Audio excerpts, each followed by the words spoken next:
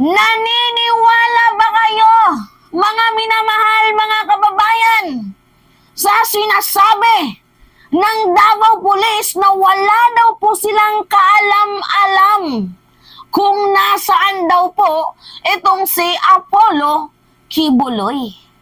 Naniniwala kayo? Ha? Ako, posibleng oo, posibleng hindi. 'Di ba? Pero ang tanong dito, bakit ang bagal? Naiinip na ba yung lahat? Kasi humigit kumulang 2 linggo na 'di ba? Nung last hearing na kung saan pinirmahan na ni Senate President nung inilabas na yung warrant order para dito kay kay Kibuloy. Tapos humigit kumulang, sabihin na lang natin 2 linggo or magda-2 linggo na. Abay, bakit? Wala pa ding Kibuloy na nahuhuli. So ngayon nga guys, may nag-send sa akin ng article na to. Sabi niya, Mima, ano na yung nangyari kay Kibuloy? Bakit wala pa din? Tapos nakikita daw nila itong si Kibuloy nagpapakita sa iba't ibang social media ng mga kaibigan niya. 'Di ba? Sinabi pa nga ni Kibuloy, warrant order? Ano daw siya? Wanted daw siya? Sige, puntahan niyo ako. 'Di ba naghahamon itong si Kibuloy? Makikita nyo nga yan guys, nakikita nyo yung picture na yan. 'Di ba na-content natin yan before na sinabi ni Kibuloy na kung meron daw warrant order, bakit hindi nyo siya hulihin?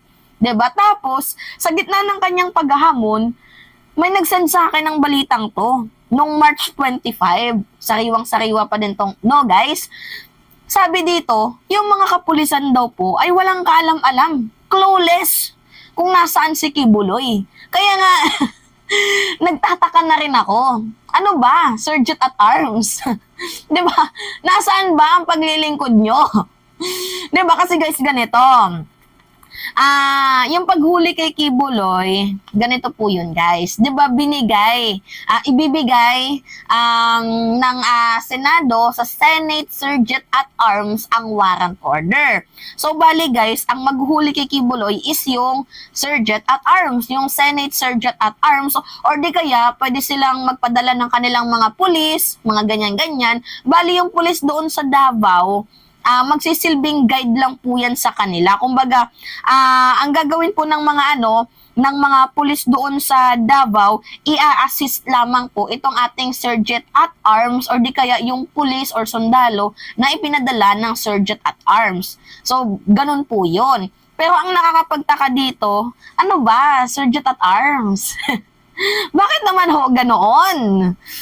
Pero sige, pagbigyan, baka naman sakaling under surveillance pa, or baka naman sakaling smooth transition yung kanilang gagawin, or baka sakaling wala pa talagang ginagawa. Pero ang tanong dito, 2 weeks na po. Yutang ng ginemis yan. Naiinip na yung juljul ko. 'Di ba? Naiinip na yung malalaki kong mata. 'Di ba? Wala pa din Kibuloy na naaresto. Anyway, pag-usapan natin to.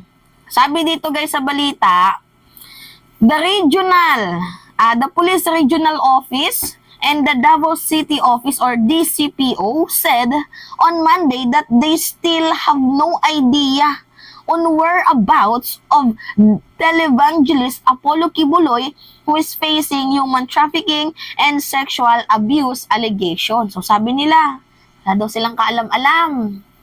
Hindi daw nila alam kung nasaan si Kibuloy. Clueless ba?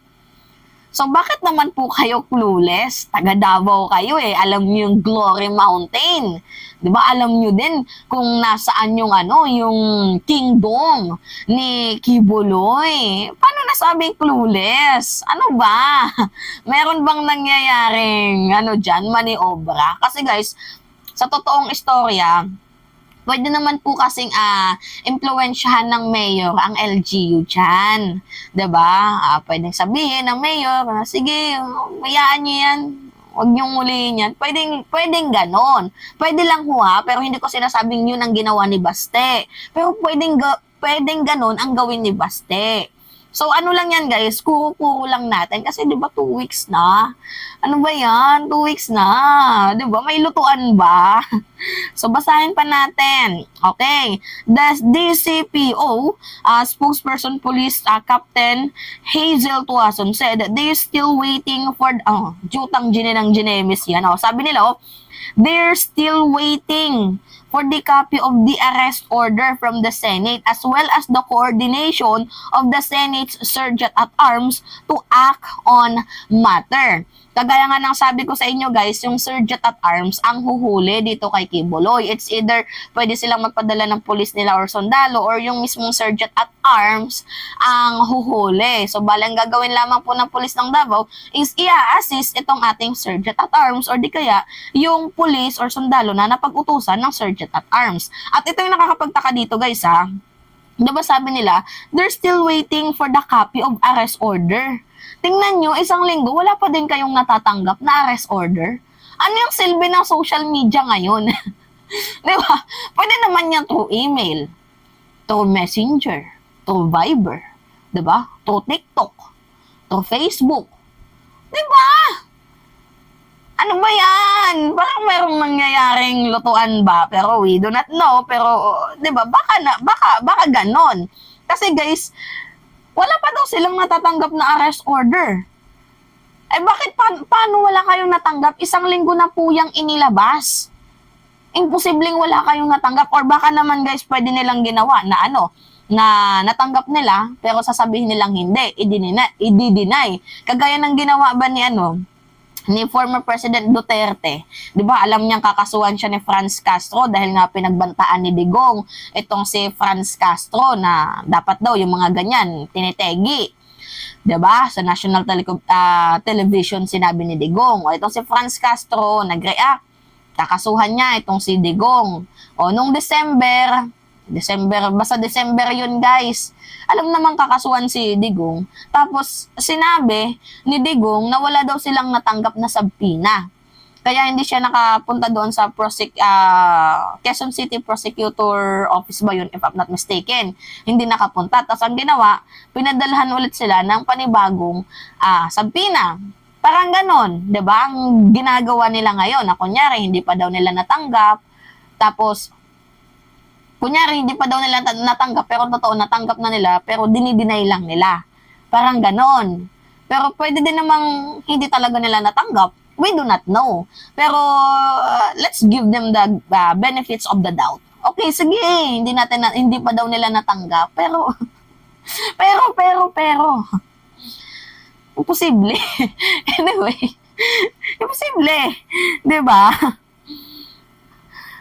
So, Tuason earlier said that the Senate Sergeant at Arms should coordinate with local police to avoid possible disorder during the serving of warrant order.